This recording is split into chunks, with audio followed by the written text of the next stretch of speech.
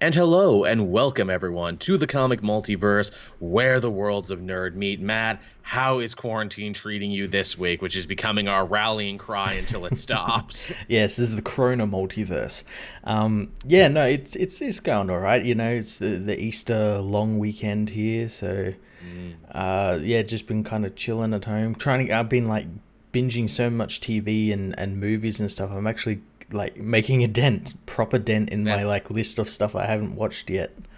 That's good. I wish I could say I've been binging stuff, but believe it or not, I've been more paranoid about getting work done than ever before. I've been trying to stream and do other shit because I don't want to run out of content. Because before, I never had to worry because there was new comics every week. I would never catch up. Now there's a real genuine thing I might like run out. Yeah, it's funny, isn't it? That It's like we take that for granted. It's like, oh, there'll always be like comics, but like Hmm. now we've gone what 2 weeks so far without any new Yeah. comics, and it's like, it's getting there. It's like me. I'm starting to get to the end of my list. I'm like, well, what series did I like kind of stop doing because I didn't have time? So Yeah, I'll go yeah. back to those ones, and I've got some topic videos coming out. I'm doing a big story so far video right now on Miles Morales Spider-Man, which actually I got done much quicker than I thought I did, considering that I didn't wake up till like 3 in the afternoon today, and that's becoming a regular thing. I had to put on a real shirt with buttons just so I felt like a real human being who was doing real things.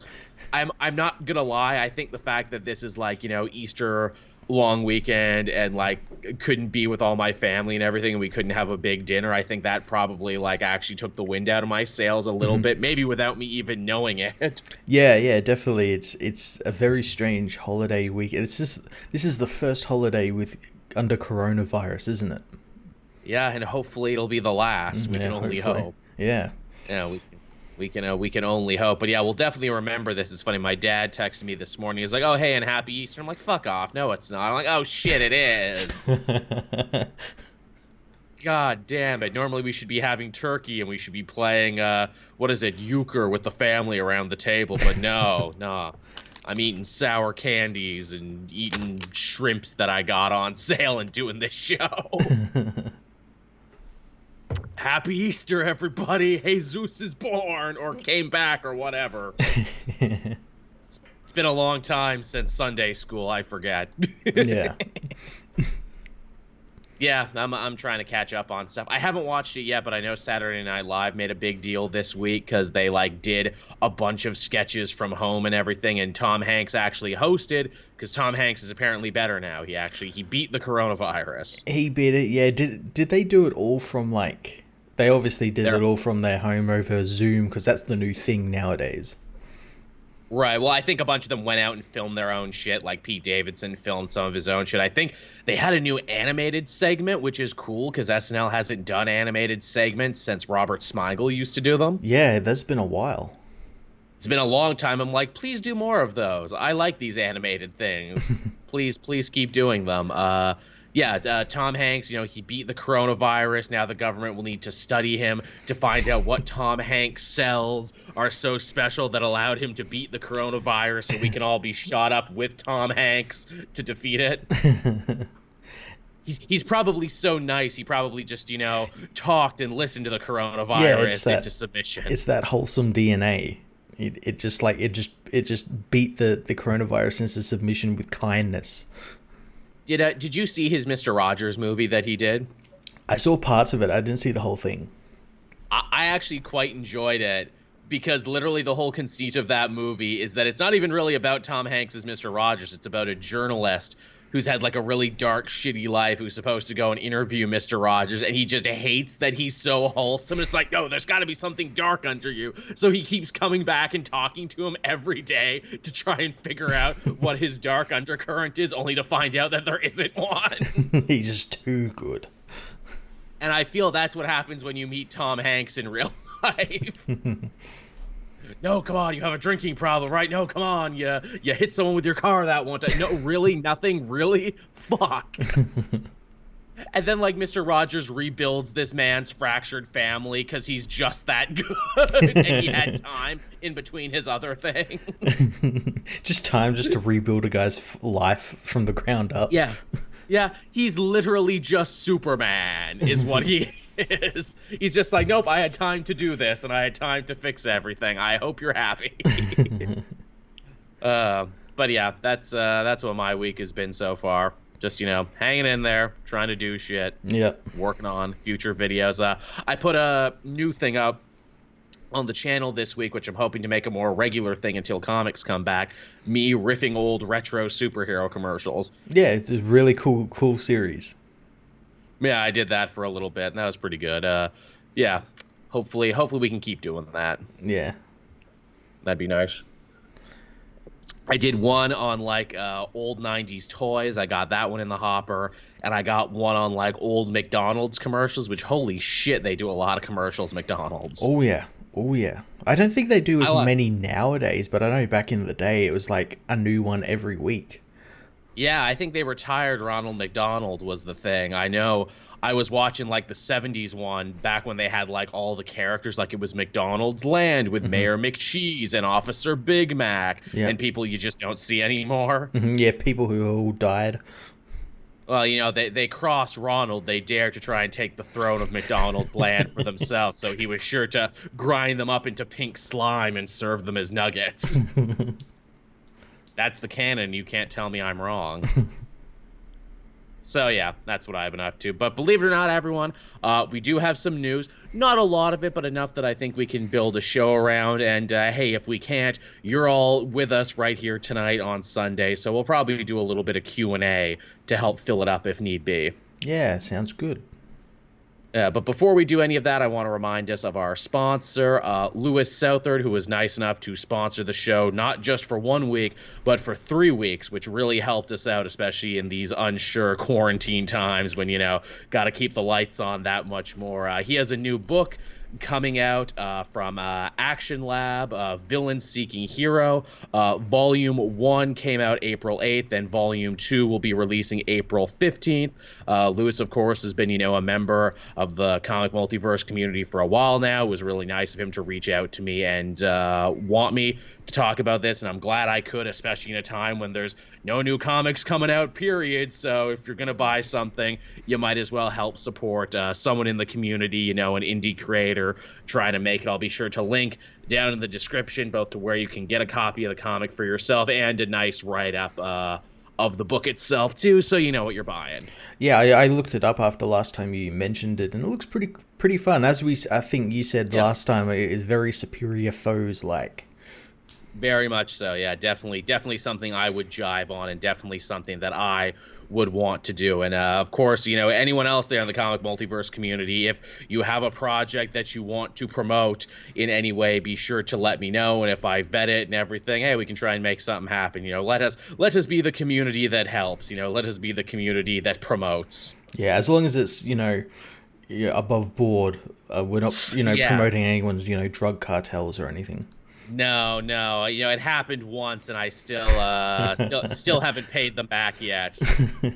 They took a literal pound of flesh off me. You don't see it above my waist, but it happened. As Sal from Comic Pop says, no, I will not promote your Nazi newsletter. Yes.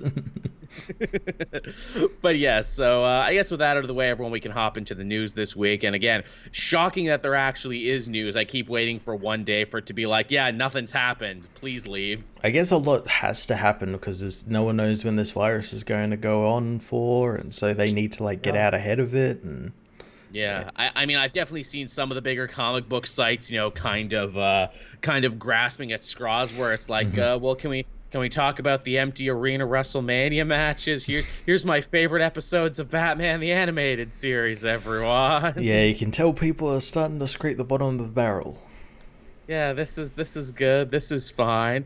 But again, much like last week when Ezra Miller did us a real solid by assaulting that woman, or that video footage of him assaulting that woman showed up so we could do at least 20 minutes on that. A new challenger, a new champion has joined the Smash Battle, and it's our good old friend, crazy old Todd Mcfarlane, who's back again, and he's got a plan, Matt. He's got a plan and a pocket full of dreams on how to save the comic book industry from this virus-induced spiral. Now, I said before the show when I saw this news, I said that I saw this news on Twitter or somewhere, and I immediately just disregarded it just because it's Todd McFarlane. He says this sort of shit all the time and nothing ever fucking happens. Yeah. Which again, it's funny. He started out small. He started out with like, "Hey, I'm doing a big Kickstarter to try and help the stores and help people." And like, "Oh, that's really nice, Tom. That's cool of you to use your clout to do that." Then he's like, "Okay, I'm remastering the first Spawn, and I'm going to make it free because, people need their entertainment and everything, and it's going to be really cool." And I'm like, oh, that's interesting. Todd McFarlane now as an artist who, has developed and everything, going back and remastering the first Spawn. That's kind of cool. Most people don't get a chance to do that. And of course, you're going to give it free because, you made a bunch of money off it already. Yeah, exactly. I'm like, that's pretty cool. But then this week something kind of weird and interesting happened, and again, it's totally the fault of DC and Marvel, honestly, and that is no one is talking about the industry right now. No one's talking about what's going on. There seems to be very little leadership at both companies at the moment. I know with Marvel, Feige seemingly just took over, but he's not really making his influence known. DC had a big major power restructuring because Didio was out, and Didio was usually the guy who talked to people about these kinds of things. Yeah, it kind of feels like they're just kind of running around with their heads cut off. I much like every other like workplace and everything. It just this whole virus thing just took everyone by surprise. It's not unique to comics, that's for sure. A lot of industries are feeling this pinch right now, but because no one else is talking, and because Todd McFarlane loves to talk and has made a whole career out of talking, on top of being an artist and a toy man and everything else, all the big comic websites this week, and eventually a bunch of other online publications picked up on it. It's like, well, let's ask Todd what we should do. Hey, Todd, what do you think? You've worked in this industry long enough. You don't work for any of the companies and have no real pull anywhere to speak of, but what would you do? And I have the article in front of me right now from Newsarama, and it is so perfectly Todd McFarlane, because for every one thing he says that is actually like, kind of smart and kind of like, oh yeah, that's a good idea, or oh yeah, that's kind of sweet, it's I've never thought of it like that. He says 2 or 3 other things that are completely insane, and you're like, that's the Todd McFarlane I know. Yeah. I breezed over the article just before when we did it, and yeah, there's just so much like, oh yeah, that kind of makes sense, and then he'll just say something that, oh yeah, it makes you realize that this is Todd McFarlane you're talking about. First and foremost, he says, I think the industry needs consistent messaging. That's true. We're seeing very little consistent messaging from DC and Marvel right now in this, time of quarantine. Marvel says they're pausing and that, you're going to be getting at least 2/3 of your books eventually, but they're not really saying how and if they're going to be charging us more for it. And, will these stores be around after that? Is it even, the purview and concern of DC and Marvel that these stores survive? I think, yeah, maybe, because they form a symbiote circle, but they're saying that. DC is saying nothing. DC is being super quiet. Well, DC said, what did they say recently? Someone at DC said, digital and physical are 2 separate demographics. Like they're two, like there's no overlap. I'm like, that's not true. I am both. I have so much overlap in my life in this. I'm like, that sounds like you don't understand your audience there, DC. But yeah, so he says that we need more consistent messaging. Yeah, agreed. They absolutely do. He says that, the big major companies all need to get together, not just DC and Marvel, but also Image and Dark Horse, which, together make up 90% of the market. They're the giants, and they should be putting out a message to their fans and to their readers. And he says, like, they should just be working closer together in general. He says, to help get these companies back on their feet, they should get together and they should decide, like, okay, I'm doing an event now. Please don't run an event at the same time in hopes that everyone will, buy ours and we can do good. And I'm like, yeah, that is true. Don't we always hate it, and don't we always complain when DC and Marvel run big events at the same time? Not only that, in especially recent times, most of the events have been very strikingly similar. Very, very similar. So yeah, you've got like this overlap where like, well, both of these are mainly the same. I'll just buy the one whose company I like's more, like DC or Marvel. I won't buy the other one. And again, you and I are in an interesting position because this is our job and because, we were going to buy it all anyway because it's a work expense. But yeah, if I was just a regular comic reader and this wasn't my job, yeah, I would have to pick and choose. And in the end, both companies would end up suffering because they kind of undercut each other and like no one can afford to read both. So yeah, hey, that makes a lot of sense, Todd. Yeah, I agree. And then like he goes on a little further. It's like, yeah, they should keep working together. And I'm like, well, it kind of sounds like you're pitching the comic companies to become a cartel, is what you're saying.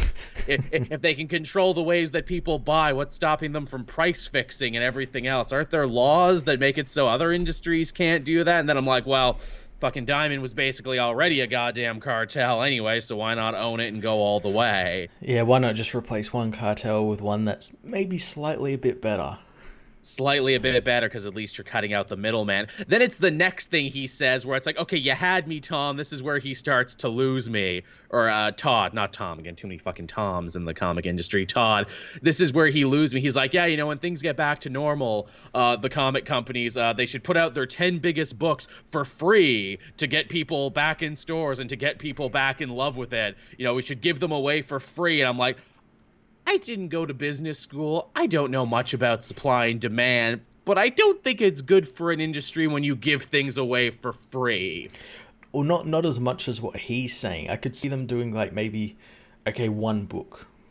Yeah, I mean, we have Free Comic Book Day. That's kind of what it's supposed to do. Yeah. That already exists. But let's give the 10 biggest books away for free. Okay. You know what that sounds like to me? That sounds like a man who hasn't actually turned a profit in comics for a while, but turns a big profit on merchandise. Do you think maybe he saw, like he went back and looked at like, okay, what are their 10 biggest books? Oh, I'm in these lists. I'll just say I'll put 10 books out for free and I'll get like some extra exposure, like his Spider-Man stuff and all that. Yeah, that's a good question there. Yeah, I wonder, is Spawn even in the top 10 anymore? No, I don't even think he was talking about old stuff. I think he was talking about new stuff, saying we need to put out new stuff to remind people comics exist and to get them back in. He basically says there that if the comic industry doesn't start giving away their 10 biggest books for free, people are going to forget comics exist during quarantine and not come back to read them. I don't think people will, considering comics still exist in quarantine and you can pick them up and read them. That's a weird fucking take from McFarlane, and just like how little faith do you have in this industry where it's like, nope, if people have 2 months without comics, they're going to forget they exist and go and do other things. Maybe that's just like his mind, like, because there's no new comics, he's going to forget about the comics. In 2 months, Todd McFarlane's not going to even remember he invented Spawn. Like, yeah, maybe, and also like it is a very old-timey, very 90s Image Comics type of idea where it's like, no, you gotta keep them on the hook, man. You gotta keep them coming. If you actually have ends for your stories and everything, people are gonna stop because comics are disposable by nature. And I'm like, wow, that's kind of shitty that you think of that of your own art and your own thing where it's like, nah, man, totally disposable. Very cynical. Very cynical, and I'm like, is that just born from working in the industry as long as he has? It's just kind of a weird thing to say, especially now where it's like no one's gonna remember to read comics in in 2 months. Yeah, it's very strange. What are some other things he said? He basically said that, he would really want to do the much-touted Spider-Man Spawn crossover sequel there. If people wanted it and if it would be good for the industry and everything, he would be willing to do it. Are you going to put it out for free, Todd? Are you going to put it out for free? That's my thing. Are you going to do it and put it out for free, Todd? I truly wonder. And also where it's like, yeah, a certain level of fan, guys our age who have been reading since the 90s and everything. Yeah, we wanted that Spider-Man Spawn book and everything, but it's like, would it be the big hit it is now in 2020? I wonder. 10 years ago, probably, but I don't know about now. I mean, like, how did Spawn 300 do? I know there was Spawn 300 just recently, and a lot of people were talking about it for a minute, but even then, that was more like kind of wistful nostalgia of like, man, remember Spawn? He's back in Pog form. Yeah, it was very, very quick because I don't see anyone talking about Spawn anymore at all anyway. Yeah. What was his last thing here? Finally, McFarlane broadly suggested Diamond, being the direct market's lone or dominant distributor, has rethought when things return to normal. I mean, it basically is. I mean, it is. Like, who else is there but Diamond? I can't think of anyone but Diamond. Comic Hub. Yeah, the comic. Well, here's his whole quote. We have one distributor for print comics, and they've decided for safety to cease operation for. Oh, he's saying that they should. He's basically saying that they should do digital and they should do print because they control all of print, but that they should also control all of digital as well. Yeah, no. No. Yeah.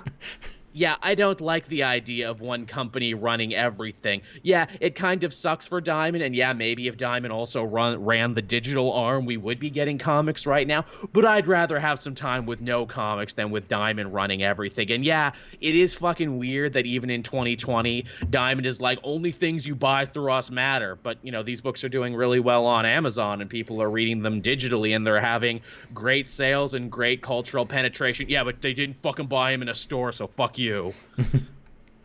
And like more and more as like Diamond and comic stores get supplanted by Amazon and all the online bookstores, it feels like Diamond only gets pissier and pissier. Yeah, well, it's people like talking about like their competition and like their better competition, so they're getting worried. And of course, I'm interested to see exactly what's going to happen to them once they come back from this.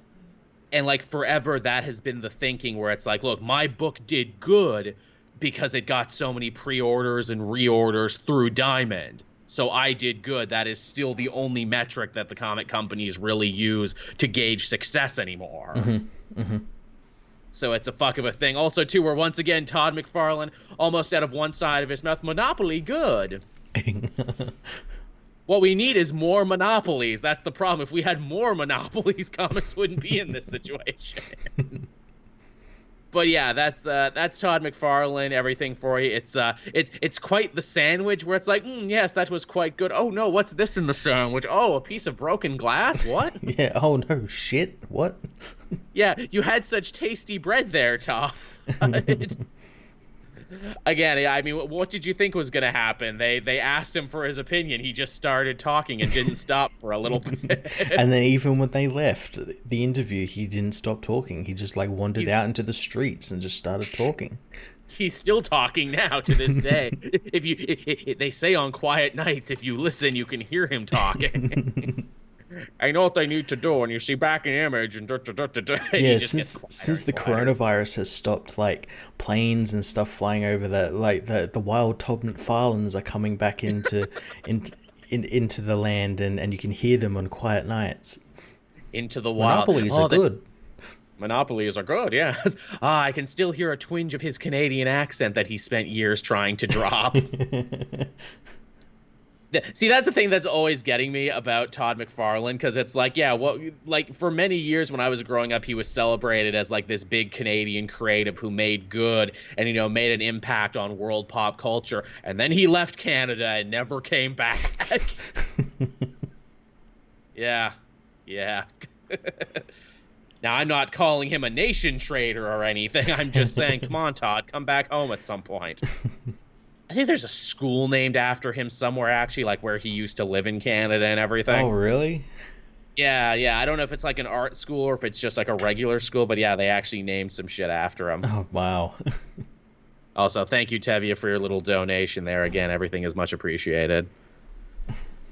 But yeah, that's a hell of a thing on his part. And yes, we'll be getting to Dan Didio in a minute there, Tevye. If you wait, it's on the list. I assure you, there is very little news, and what was newsworthy I was sure to put into the document. But yes, any closing thoughts on Todd McFarlane and his crazy plan to save the industry? As he said, he's had some good points, but he had some awful points as well. Yeah, really. But God damn it, I hope he does it again next week so we can have something to talk about. Thank you, Todd. Yeah, Todd McFarlane actually comes through with his ideas. Look, tell you what, next week, how about we just get Todd McFarlane on the show to talk about shit? I mean, we can't now because we furiously made fun of him, but let's just put a mic in front of him and let him talk for 20 minutes.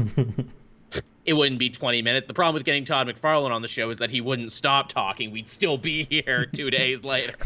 Todd, we have to leave. We have to move on. Todd, we have said, no, we gotta stay here forever. We're just gonna stream for all time now. We're the people who introduced streaming to him. It's like, wait, so people on the internet just listen to me now? Yeah, we can see them right here in the chat. Oh. Yeah, Twitch #1, Todd McFarlane talks. Todd McFarlane, for real. It's like all those guys who discovered podcasts, where it's like Todd McFarlane discovers streaming and never looks back. Look, Spawn is just a streamable series now. I'll just draw it. Yeah, I'll just draw it on camera, and you can watch me print it and then send it to you. Man, you joke about that, but I imagine that would be very popular, actually. I know some comic artists do like Facebook Live stuff where they like just ink or draw and stuff, and it is pretty popular. That shit always makes me feel super inadequate, where I'm like, by God, you are so talented. I know, right? I don't even half realize what goes into my favorite images that I might stare at for like maybe 5 seconds at the most before I move on to another thing. Also, thank you, Ultimate Darkslayer, too. Todd is that crazy uncle who rambles on without you saying anything. He is comics crazy uncle in a family of many crazy uncles. And he's the one who doesn't drink yet. Exactly. This is like pre-drunk. Yeah. You see, I was on my way to Image at the time. I had an onion on my belt, as was the style at the time, and we were making Spawn, you see. Here he goes again. But you know what? As far as comics crazy uncles go, he's maybe not the most embarrassing. No. Not yet. He's still good. All right, what else do we got there? Hilariously enough, the next story does indeed involve Dan Didio. Dan Didio, who I guess has a ton of free time now in between not having a job and also being quarantined, actually went on a podcast this week, the Drink and Draw or something. It's a show I've never heard of before, which blew me away that Didio was on it. He must be friends with them. It's run by Joe Quesada. Oh, holy shit. Well, there you go. He literally gets on stream and drinks and draws. That's pretty sweet. Again, you forget Quesada was an artist. Yeah, and a pretty good one at that. A very good artist. Yeah, it's shocking to think that, we know him so much these days as a businessman and a behind-the-scenes guy. But yeah, he actually put in his reps as a goddamn artist. But yeah, so he went on Quesada's show, which is interesting enough in its own just to see Didio and Quesada together under one roof. I know, right? Again, that feels like the Flintstones meeting the Jetsons, where it's like, how is this even possible? and Quesada was like, all right, Dad, let me tell you what. You come on my show, we'll drink and we'll draw, and it'll be great. Haven't done that character in a while. No, you haven't. It's been a while. My completely inaccurate Joe Quesada impression. It just sounds like he would sound like that. Yeah. Again, if you ever hear Quesada talk, very soft-spoken man, actually. He does not sound like how his face looks. It's the funniest thing. He doesn't sound how his face and name look. No, not at all. You hear a name like Joe Quesada. You think like some crazy wheelin' dealin' used car salesman from the 1940s, but no, apparently just a normal dude. But yeah, he was on this show, which sadly I have not had time to sit down and watch, although I feel like I really should, because I imagine it would be pretty goddamn eye-opening. The big headline from that show that everyone kind of ran with this week is, they asked Didio, what was your biggest regret at DC? And he said, it was not spending enough time developing the New 52. But if you dig a little deeper into the quote, he says, it was not developing the second year of the New 52. He's quite proud with the first year of the New 52, which, all right, fair enough. First year it had problems, but it definitely was a lot stronger than that second year that eventually became stuff like DCU and all of that shit. Yeah, the first year it felt new and fresh. They were trying ideas, you felt like there was endless possibility. They could do whatever they wanted. But yeah, he says by the time year 2 came around, we didn't have near as much time to plan. I'm imagining this is around, Villains Month and Trinity War and all this other stuff. That's about year 2, I do believe. Which is funny because it's like history's repeating itself now, because we've just had essentially Villains Year, and we're at that same point where like everything's kind of up in the air. Yep, boy is it. And then he's like, then by the time we got to year 3, we were starting to do Rebirth and working in ideas. And he says, when you start working in ideas like that, you start getting reminded of ideas you didn't like originally and why you wanted to reboot to begin with. As he rips up a Nightwing comic. Yeah, really. It's just like, things you didn't like. Yeah, takes up a picture of Stephanie Brown, pulls it up, throws it over his shoulder. All the things you don't like. Takes out a cigarette and starts burning Wally West comics with it. All the things you didn't like, they come back. Even now I am gone and they continue to come to me in the night. But yeah, I just thought that was very interesting. And, Didio's one of those guys where it's like, I hope he writes a book at some point. Yeah, he seems like he would have like a really storied and colorful like career. Oh, yeah. Well, he had a big career even before he started working in comics. He worked at Mainframe Entertainment. He worked on the Reboot show, for Christ's sake. Yeah, so he would definitely have some stories to tell, some insights to give. Absolutely. I want to hear him talk about the Metal Men. Dan, why do you love the Metal Men so much? What is it about these characters that are really quite boring? Yeah, why did you keep pushing them so hard? Like, it's almost endearing, actually, to see that he had a favorite team that he pushed so hard. It would be like if you put me in Power, I'm just like, hey, can Green Arrow be in this? Joel, Green Arrow can't be in everything. Yeah, and it's even weirder that it's like such a like niche team as the Metal Men. Which, when I talked to Sal about this on the Elseworlds exchange, he said, was that Didio playing like 3-dimensional chess there? Where it's like, no, I'm definitely a fan. I'm definitely one of you. Look at this obscure team I love so much. I'd have to be a real fan to love an obscure team. He clicked random on the wiki page and it brought up the Metal Men. He's like, oh, they seem, I'll do them then. They haven't had a series in, decades. Yeah, who am I going to be all about? Just like he was all in on OMAC, like that was the thing that he kept bringing back over and over again. Like, one-man Army Corps will be the cornerstone to everything. OMAC had a freaking book in the beginning of the New 52. Yeah, that ran like for longer than I thought it was going to run. There's a lot of those where it's like, this ran longer than I expected. Yeah. I mean, just a really interesting little eye-opening thing. With this interview. I would say check it out if you haven't already. I have to check it out in its entirety, but still kind of cool. I like this idea that Dan Didio, hey, I ain't going away anytime soon. I might not have my old job, but you can't get rid of me. I'm still really waiting for them to say like, oh, he's working for Valiant now, or he's working for Dark Horse now. I feel like someone's gonna snap him up. I would think like it would be someone like Valiant or Dark Horse or like IDW or something. Because again, love him or hate him, the man has so many years of experience in this industry. Oh yeah, that it would be crazy to just let him sit home. Or maybe he will sit home. I know I said this before. Maybe he has just enough money now. Yeah, maybe.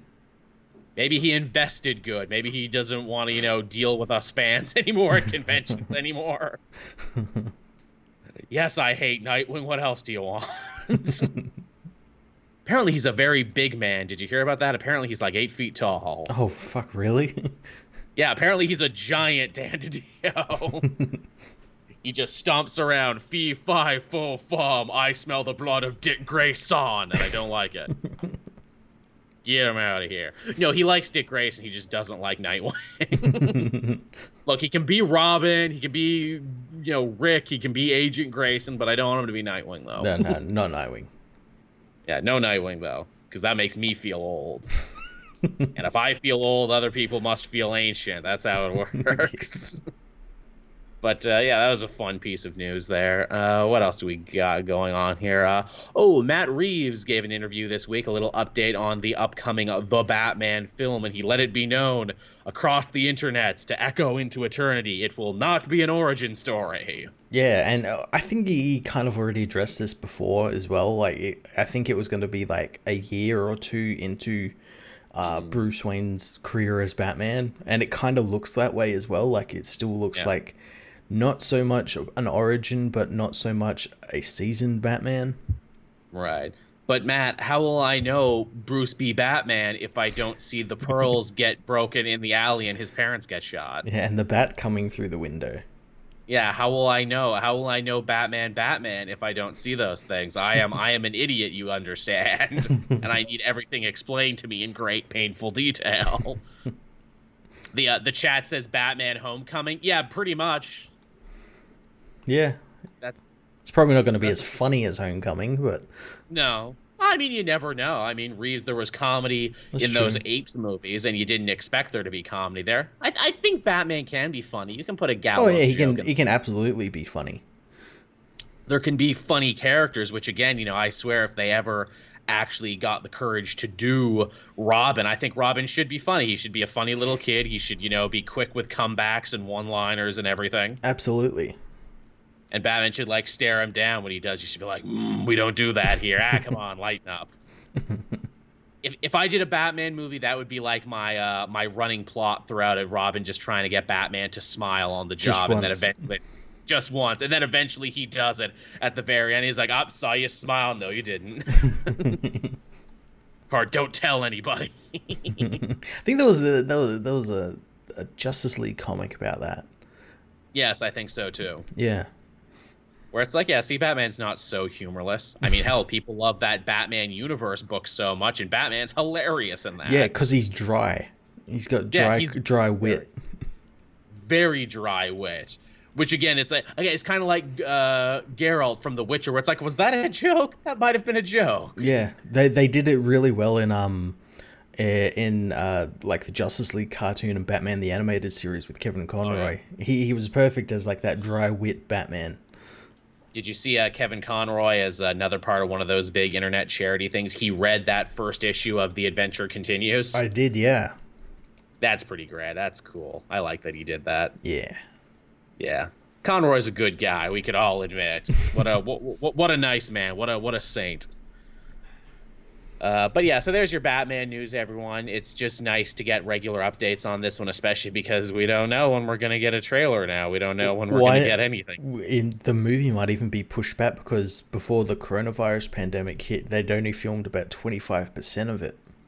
Oof. So it's definitely pushing back the schedule on that, and as well as like heaps of other films. Yeah, I mean, I imagine when this is all said and done, the studios are going to be playing a lot of release date chess. Marvel had their finished ones. They have their Mulan and their Black Widow, and they've already staked their claim to late November. Yep. Yeah. So obviously Warner Brothers will probably want to follow suit, and a bunch of other movie studios are going to want to follow suit because you don't want to have to open up next to a big Marvel movie or a big Disney movie if you don't have to. No, definitely not. Yeah. All right, what do we got after that? Speaking of big events and speaking of comic books in general, San Diego Comic-Con announcement coming soon on this year's event due to the coronavirus. I think this might be old news. I think they eventually said tentatively they're going to try, but also, don't expect a miracle. Yeah, I heard, I think it might have been from Kevin Smith's podcast, but he said something that I actually really agree with, and I actually think it will happen because I know these Comic-Cons aren't really always above board, but he reckons that San Diego Comic-Con, like the people that run the Comic-Con, won't cancel the event. They'll wait for the city of San Diego to cancel all the events so they don't have to give refunds. That way they're not the bad guys. Yeah, that sounds really, really likely, unfortunately. Yep. We saw that with WrestleMania this year and a bunch of other events. People bought their tickets for that, both airline tickets and show tickets, and apparently both companies dicked them around immensely, try to get it canceled. Airbnb was another thing. Apparently people had to jump through a bunch of hoops to get their Airbnbs canceled. Yep. Yeah, that's shady business, but I totally believe it. Again, if you do listen to the Comic Multiverse and if you have tickets already bought for San Diego Comic-Con, let us know. How are you feeling right now? Yeah, it'll be interesting to see what they do because obviously we've seen stuff like E3 get cancelled, and then their plans for having it online, they scrapped them, but then also IGN are kind of doing E3 online this year anyway. Because they need the traffic, so to call it an E3 celebration when it isn't. Yeah, so like they could easily come online, though I don't think they will. Right, because it takes away that kind of for some reason people want it to, because they'll get to see the reveal trailers and like, well, there's no movies coming out, so you probably wouldn't get any trailers. Yeah, I don't know what you're expecting. But as well, like they act like it's they finally get to see these reveal trailers without realizing that the people who get to see them at the show kind of pay for that. Yeah, pay for that thing. And also too, where it's like, they'll just put them up online now is all they'll do. Yeah. I think a lot of San Diego Comic-Con, and I think it's been this way for a bit now, I don't think it's so much the best con as it is the best status symbol of a convention. I was there. I waited in line. I saw the thing before everyone else. I got the swag bag. Aren't I cool? Yeah, well, it really shouldn't just be called Comic-Con anymore. They should just like merge with like CinemaCon or something. That's basically what it is. Because the amount of people you see as well that are like shocked when they go there and find that, oh, it's not just, the Marvel Studios Hall H thing or, DC and all that. There's an actual like floor show that has DC, Marvel, Valiant, all the comic book stuff, not movie stuff. And I mean, I hear from people too where it's like, yeah, I was there and it was so goddamn crowded shoulder to shoulder. I didn't even see a fraction of all the stuff that was there. I'm like, it seems like just even going to San Diego Comic-Con, you don't have enough time to see everything that's there because they keep adding on to it every year. And it doesn't help as well. It isn't like where they have it, because they've had it there since the beginning of time. That convention center, isn't that like super small, like in comparison to like other ones? It's not nearly as high tech as some of the other ones, like the Javits Center or in New York, and like a bunch of the other ones. Which actually, speaking of the Javits Center, they turned that into a goddamn like hospital outreach thing there for people who are sick. Yeah, I did see that. That was fucking eerie because I've actually been in that building, and for them to show it set up as like a hospital triage place, I'm like, God, I fucking stood there.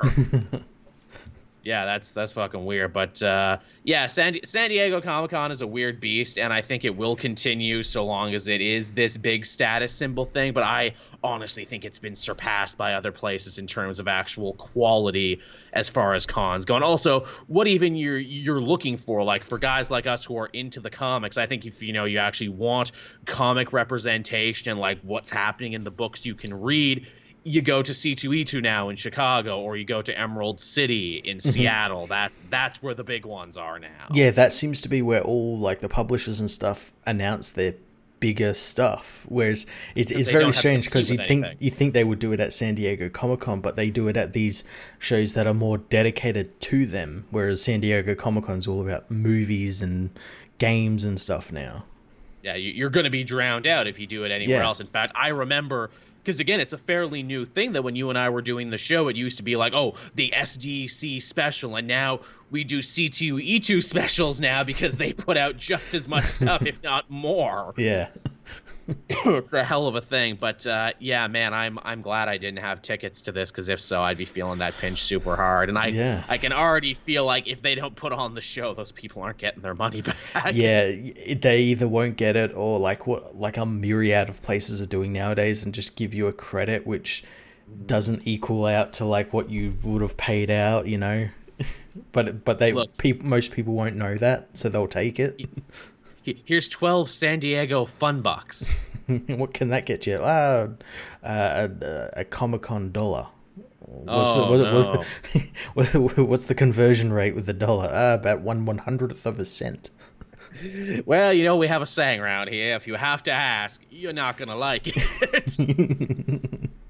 But hey, speaking of conventions that actually are happening and are actually going to be a thing, and this is actually a very nice little segue, Mainframe Comic-Con is going to be bringing the con season online at the end of the month, actually. I believe this is the people who worked on the Chicago Comic-Con who are going to be working on this one as well. They already have a hell of a roster for people who are going to be coming to this. In fact, even some people we know, like Sal of Comic Pop and a bunch of other people, have been announced for the show. I was talking to one of the people, and then they didn't write me back.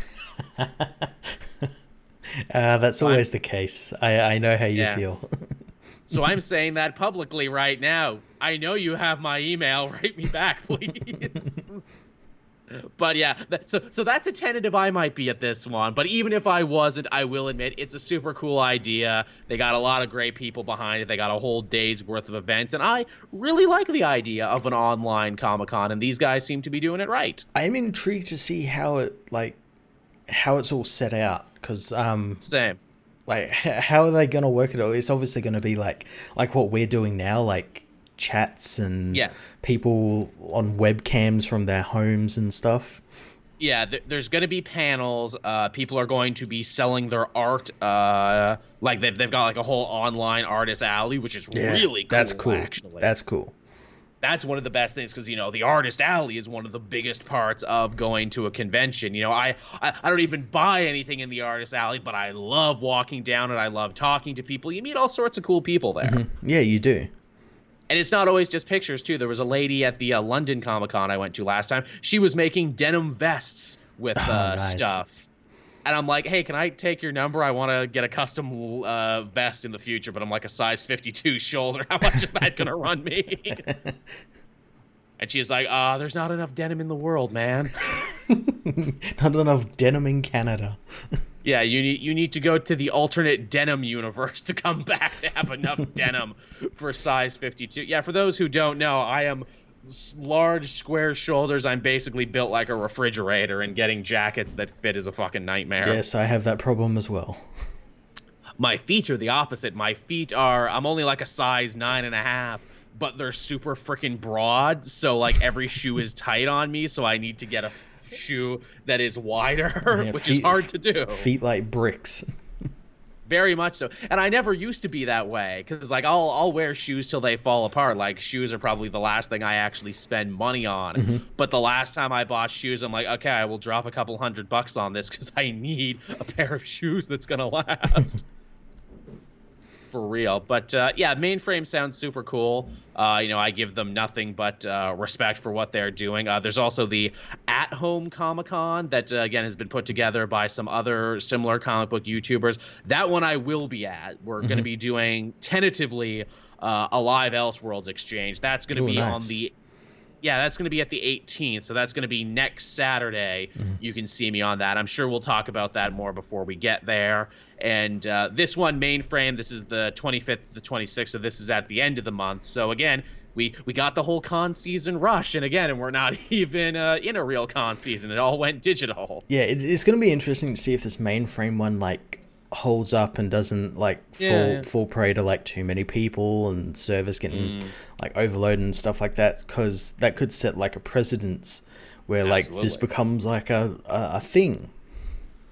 Yeah, I really hope this one works, because again, if it does take off, this could be a yearly thing, because again, not everyone can make it to a Comic-Con, either because it's too expensive or there's not one in your city. If this takes off, I would love to see Mainframe become a yearly thing. Yeah, and it's not just Comic-Con's doing it as well. I think South by Southwest is doing their film festival online for people with, I think, Amazon accounts. So for the first time ever, I get to technically say I've been to South by Southwest.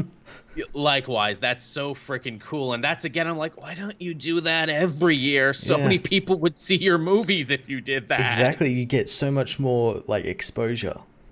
No, I know why they do it. It's because if I make a movie and I work really hard at it and everything, I want the premiere experience. I want to sit in a theater. I want to walk the carpet. I want to, schmooze and talk to people. And you can't get that online. I mean, as much as we love online distribution still kind of has that stigma of direct to video on it. Yeah.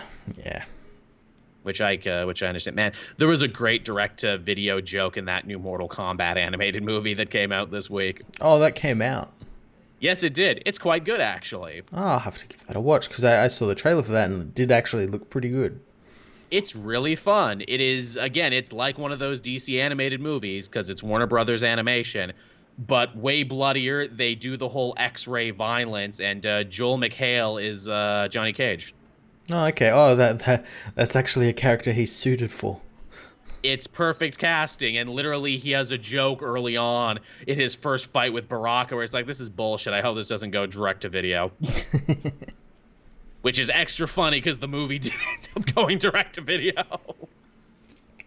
It's so good, and it's such a good adaptation of the first game. I'm like, man, I hope lots of people buy this so they can make the sequel, because I always really liked the storyline in Mortal Kombat 2. Oh, it's a an adaptation of the first game. I just thought, because it's called like what, Scorpion's Revenge. I just thought it was like a Scorpion centric film. I guess like the first game is kind of Scorpion centric. Well, that's the way they do it. Like, again, the plot of Mortal Kombat 1 is so simple because it is a fighting game. Yeah. That you could literally make it about anybody.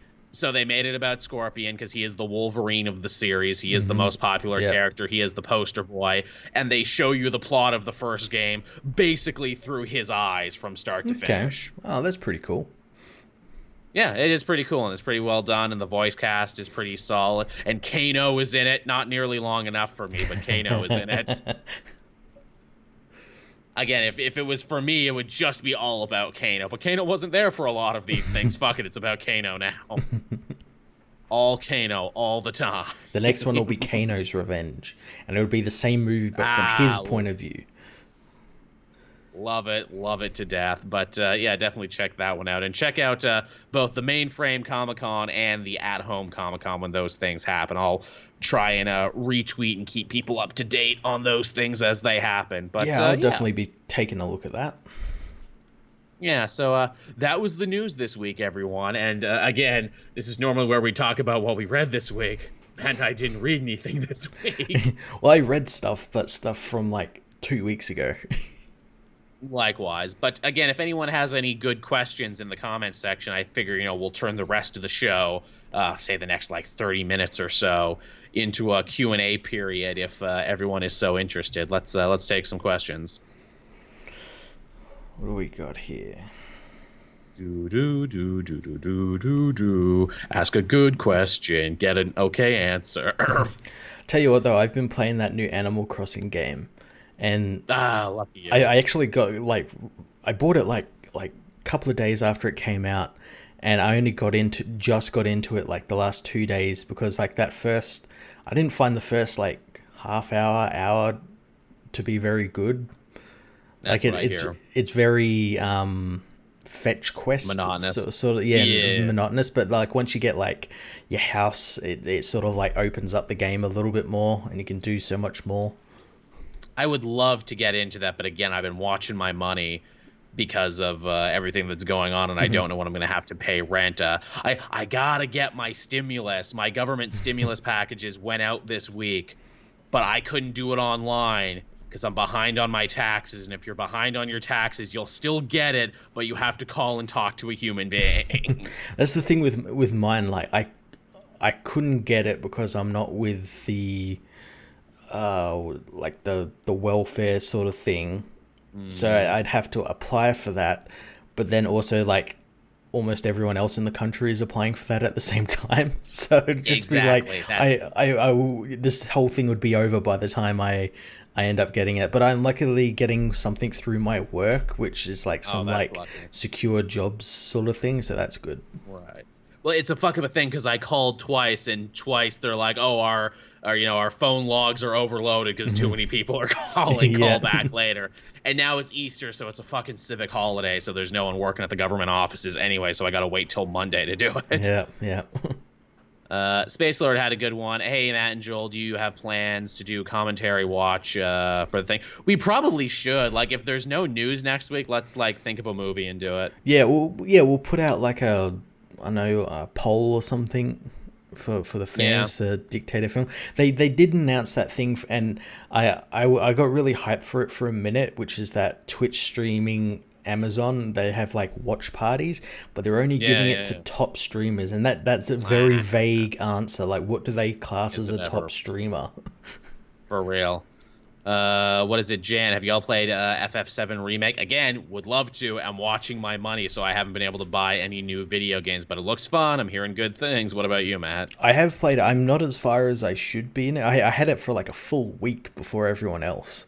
So I should have really finished it, but I had like Resident Evil 3 come out.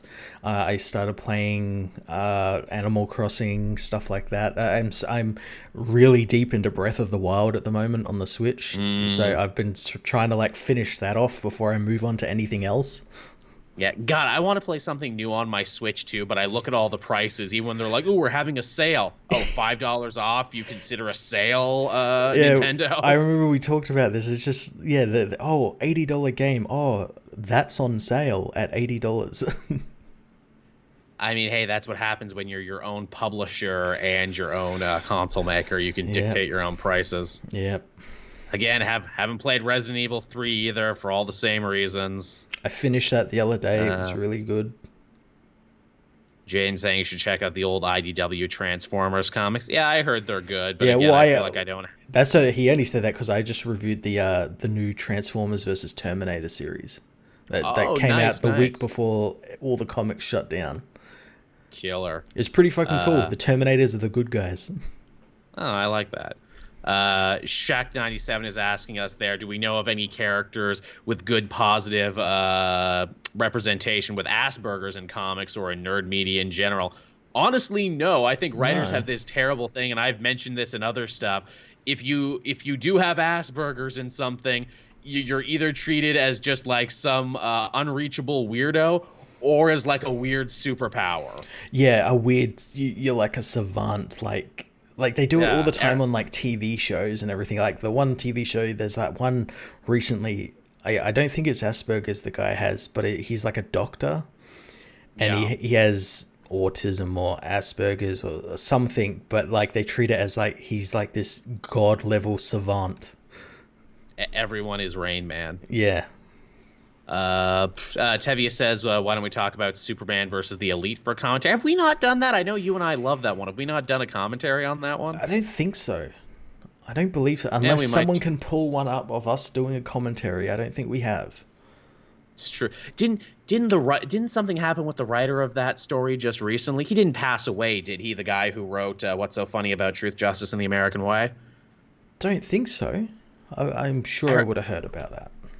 Yeah, I hope no. But yeah, didn't something happen with the writer of that original story, which makes a lot of sense. Maybe we should do it. Nintendo doesn't know how online sales work or chat systems. No, they don't. I haven't had to do anything with the chat system, and I'm lucky about that. Yeah, no. The chat system is so bad. I just looked up like Joe Kelly is the writer of Yeah. of that story. I don't believe he passed away. I hope not. No, he didn't. No. Okay. Whew, good. Joe Kelly is fine, everyone. We can relax and unclench. What comic characters would you like to see in Smash Bros? I mean, Spider-Man is pretty obvious. I think he would work really well in Smash, swinging around. Spider-Man, Hulk. Hulk, yeah, big Smash, big strong. Yeah. Big strong. When reading Deceased, did you guys think of that Simpsons Halloween episode where they leave Earth? Yeah, I thought of a couple Simpsons episodes. The ones where they fight zombies in the school. Yeah.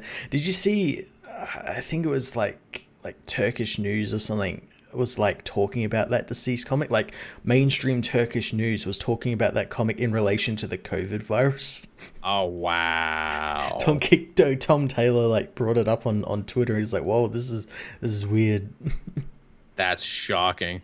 The chat is saying there, no, we know we did not do a commentary on that. Did we? Am I thinking, did we do a commentary on it when we worked at Name Redacted? I don't think so. I Or- would or remember do we- that. I guess, or do we just love the movie so much that we just Maybe kept talking about it? maybe when we watched it, we like inadvertently did a commentary like to ourselves. Like we're just Probably. talking through the whole fucking film while watching it. All right, so yeah, again, if there's no news next week, let's do Superman versus the Elite, because Superman versus the Elite is just fucking awesome. Yeah. Just a really good one. Again, I have so many things I need to catch up on, but again, because we are getting so close to the Mad Max times, I am just dying to go back and revisit Fury Road again.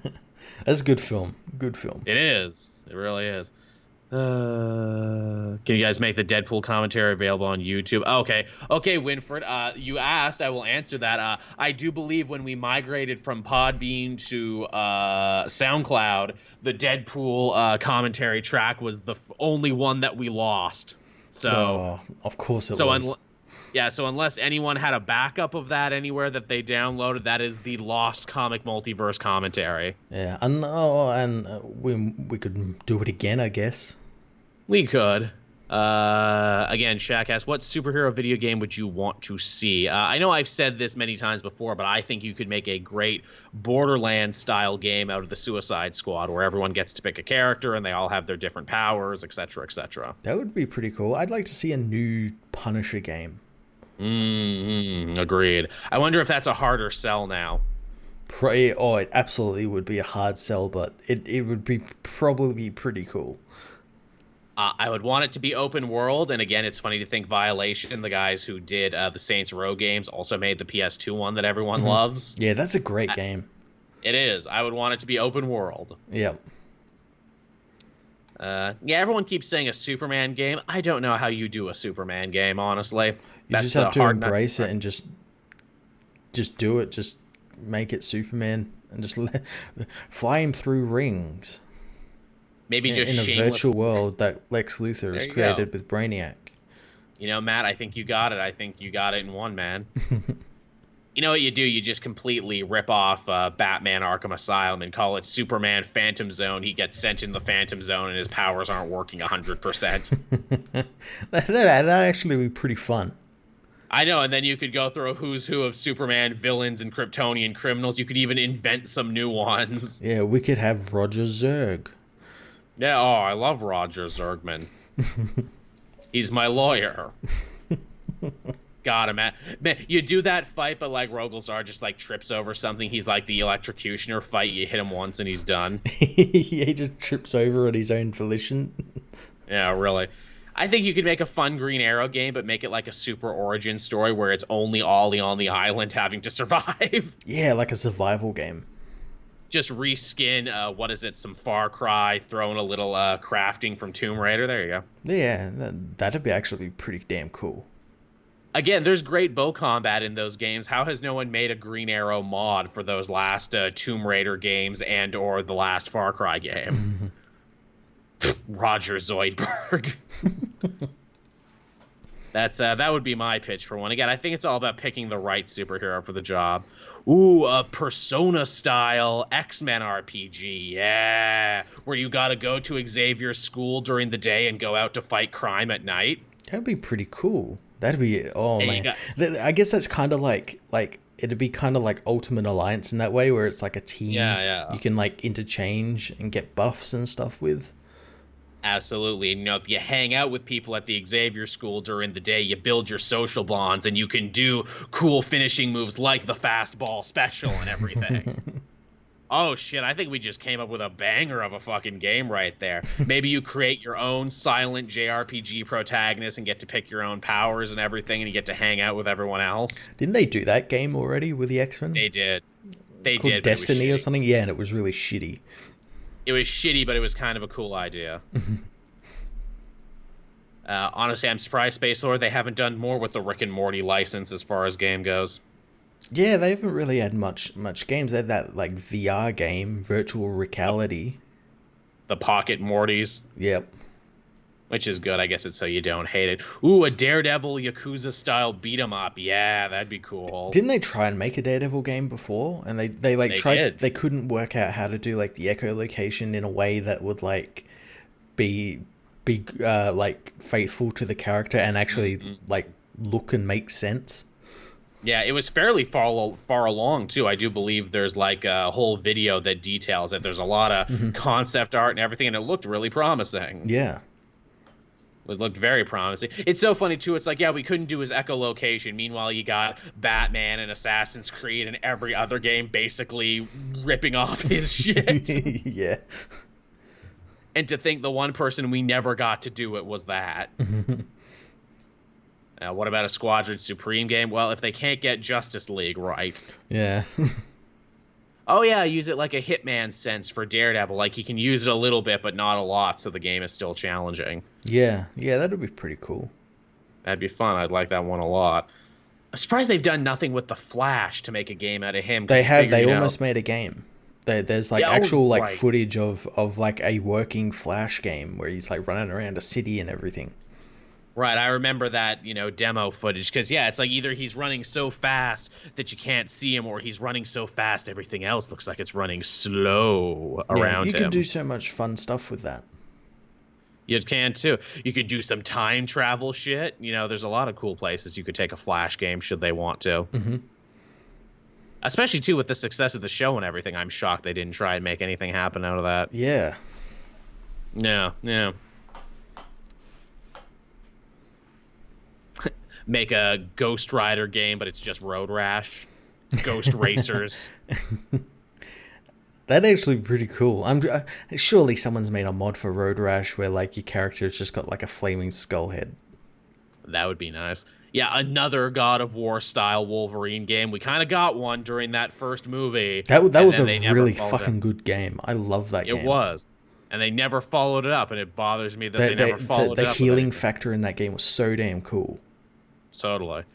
Hey, let's do a God of War style game, only it's Thor fighting through Norse time. Well, they kind of had that. When they made all of Marvel Phase 1 as video games, and the Thor one was kind of like that. It was really shitty. They were all really bad. They all were.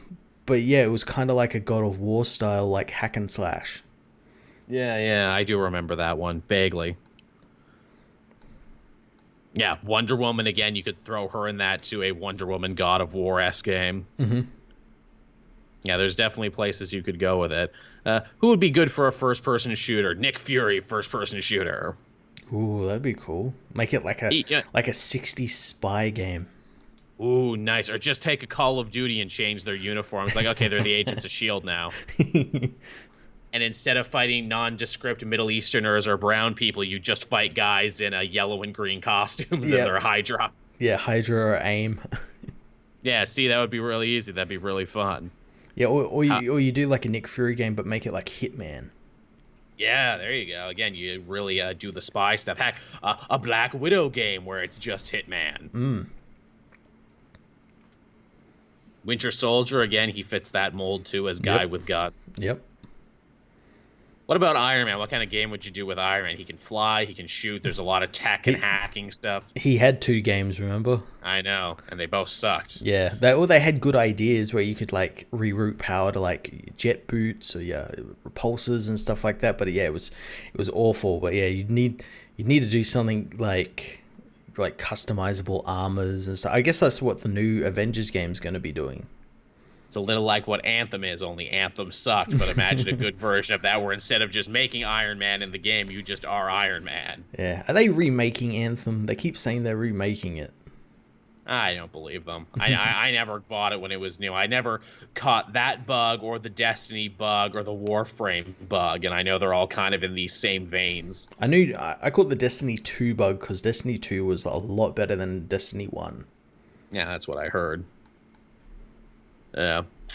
Anything else going on? Anything at all? Everyone, I know we've descended into video game talk now, and it's hard to come back from that. And it is hard to come back from it because that's all everyone's doing nowadays. Yeah, I know, right? Not me, though. I wish I had more time to play video games. Again, I recorded like 18 individual video files. I don't know how you do it, but when I film a thing where it's like, I still do it like I'm doing it into the mic, where it's like, okay, I record, finish a thought, pause, come back with a new thought, pause. I usually write out my whole review, do that, and then do my thoughts, my big thought chunk for the end of the video last. Like I'll record that separately and then intercut it. Which is easy when it's just audio, but when I'm on video doing it, I still want to make eye contact because it's weird if I'm looking slightly down to read a script. You know what I'm doing? Yeah, you should get like see if you can get like a chyron or something on your screen, just like have it roll slowly, teleprompter or something. Well, exactly. Well, you know the trick some people do. If you ever see people in videos do this, they wear thick black sunglasses so you can't see that they're reading. I could be looking anywhere. You don't know. I could be looking anywhere. You need to get those glasses that have like the fake eyes on the front of them. So you're like just like dead staring at the camera while you're actually reading. Yeah, totally. Winford had a good question. Any good music you've been listening to recently? Honestly, I've gotten into Greta Van Fleet. I kind of like them a lot. I haven't really been listening to a lot of music. Usually when I do, though, it's like movie soundtracks and stuff. My Spotify is just filled movie and TV soundtracks. That's some good shit. That's how I do it, too. Yeah, I don't really interact much with modern music. That's like a fandom that I just just not there for whatever reason. I used to do it more when I got out more and I could listen to the radio. I haven't listened to the radio in for years, so I don't even know what the big top hits are anymore. Yeah. What else do we got going on here? Oh, people tell me there's a good way to get games at a better price, so I'll have to look into that at some point. Oh, really? Yeah. Is it called piracy? Yeah, I know, right? Bacon Cheese Cat, which is an amazing name. Thank you for joining the chat. Says, will he do an audio commentary for Bloodshot now that it's available on Prime Video? Would enough people be willing to see that? Because I did a Bloodshot video and it barely crossed 1,000. So I wonder, would anyone give a shit about the commentary? Which is really funny because the VOD for Bloodshot did better numbers than the Birds of Prey VOD. Wow. Which, interesting. Like, that should tell everyone about the movie. Like, yeah, I kind of like Birds of Prey, but yeah, not a lot of people wanted it. More people had a chance to see Birds of Prey in theater, where for Bloodshot did it because was only out for it did weeks. abysmal in theaters, like terrible. Maybe it's one of those things where it's like, look, I didn't want to go pay to see Bloodshot in theater, but I'll happily see it on video on demand. Did it even come out in theater? Because I know for like 2 weeks. Yeah, so it wasn't very long in theaters. That and Onward were out at like the same time. Mm-hmm. Which Onward is great. I love Onward. I still haven't seen it. It's wonderful. It's good stuff. And it's on the Disney Plus app now, so you can just do it. Yeah. But someone asked about Star Trek Picard. I haven't been watching it. I watched it. I didn't fucking like it. Yeah. I'm firmly in that camp that Rich and Mike from Red Letter Media are in, where it was like not needed. It's completely like different characters, even though they're the same characters from the Next Generation. It's awful. Yeah, I know very little about Trek. Whenever I hear a new Trek thing, all I can think is like, hey, when's the Orville coming back? I gotta catch. I kind of fell off at the end of season 1. I like saw all the season 1, so I didn't see a season 2. And someone, I think one of the VFX guys, posted like this big space battle, and I'm like, holy shit, that looks amazing. This is network TV. Yes, it's shockingly good the way they take it. They literally do their own take on Best of Both Worlds in season 2. Yeah, I've got to catch up on that. The quality of it is shocking. I cannot believe that Seth MacFarlane used his clout at the Fox network to trick them into making a new, arguably better Star Trek show than the real Star Trek show. That's what was really funny about it, because it came out before that Discovery came out, and it was like amazing. And then Discovery came out, and it was still amazing. It's still better than the actual Star Trek show. You can tell we're living in the darkest timeline when that's the case. When the guy who made Family Guy, featuring dogs punching men in crutches and everything, makes a better Star Trek show than the actual people who own the Star Trek brand. And you can see how they tricked them too, because episode 1 of the Orville is like, hey, dick jokes, ha ha ha ha ha. Star Trek things, remember this? And then by the time episode 2 rolls around, they're like, okay, so we're just gonna move some of those dick jokes aside there and start telling really interesting character pieces. And then the longer the show goes on, it becomes less and less of a comedy and more of just a straight up science fiction show. What are we talking about? Yeah, the Orville, really cool. Yeah, you should catch up on it. I hope it comes back soon. Yeah, they've announced the season 3, haven't they? They have, but again, they're not sure if it's going to air on Fox or Hulu, apparently. Oh, okay. Yeah. Wouldn't it be funny if it's CBS All Access bought it, and they have like a block of Star Trek Diet, the Orville, and Star Trek Discovery. Wow. Like, you joke, but that'd be pretty hilarious. Yeah. I think the reason they did that is like someone bought McFarlane's contract, so he's not like exclusively working for Fox anymore. Yeah. Yeah. Didn't he have like recently some like huge like multi-million-dollar like buy? Yeah, they paid him something ridiculous to go and make shows for other people. Yeah. Which again made me worried. I'm like, no, don't cancel the Orville because he's got to go somewhere else. Come on. I like this show so much. But yeah, so do we have really anything else to talk about? Again, if this just ended up kind of being a short one, I guess we'll just end up being a short one. We've done at least over an hour, which is what I was aiming for anyway. Yeah, no, I don't think there's really much else. Not a lot has been happening lately. No, not really. Yeah, for real. I gotta get back, I guess, and start editing that Miles video for tonight, and to watch the new Tiger King episode, which you said is disappointing, but I still want to check out anyway. Yeah, it's very, very disappointing. Yeah, that's a shame. That's a shame. Are you still doing comic book Would You Rather? Maybe we'll do that next week. I didn't put one together for this week. Yeah, but, no, again, we probably shouldn't make it weekly because, like, probably end up getting overlaps in questions. Yeah, absolutely. But again, if we need it, I'll do one. But yeah, so thanks everyone for coming out and watching this. Sorry it's a little shorter than normal, but hey, I put up another long stream video anyway this week, so hopefully it evens out. Cool, cool. Yeah, you can't say I didn't cheat you any new content and anything, everyone. You're getting your dose of Joel and Matt, I promise it. Yeah, and I guess if there's no big news next week, then we'll be doing that audio commentary. We'll do it maybe we'll work out how to do it maybe live, like where it's just our voices and maybe cameras or something. Yeah, we can try. It's like, but then I gotta put pants on though. Or maybe just audio, and you guys can join us in the chat for the film. Yeah, exactly. We can all watch it together. That'll be fun. Yeah. But yeah, so thanks everyone for watching. Again, as always, if you're a patron, you'll get to hear this show first before anyone else in both audio and visual format. Thank you to the 2 new patrons who did sign up. Your names unfortunately escape me at the moment. I always wish I had this shit in front of me, but I never fucking seem to. But yeah, thank you all so much. Thank you everyone for spending your Sunday night with us. I know you have lots of options and things to binge and everything else. I'm glad you still picked us at the end of the day. Yeah, definitely.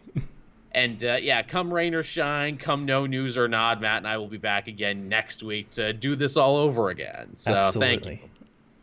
So until then, everyone, stay safe, wash your goddamn hands, don't get sick, and we'll all get through this together. Yeah, wash your hands, wash your ass. Wash your ass. If nothing else, the comic multiverse tells you wash your ass, not like those other podcasts. We're different. All right, everyone. We'll talk to you next time. Bye-bye. Bye. Bye.